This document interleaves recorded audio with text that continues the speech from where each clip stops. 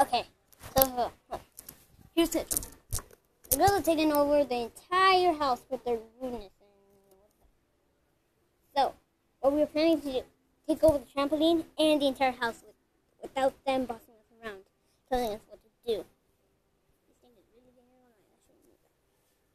So, this is chapter 1 of The Revenge. Our plan is, first of all, get super powerful weapons, but only threaten them, not really hurt them. Part 2, go to the trampoline and things falling off. No, never mind that. Number 2, we have to go to the trampoline.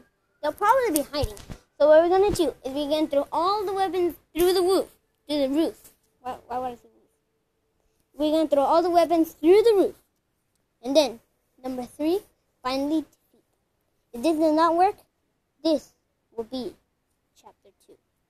So, chapter name, The Revenge.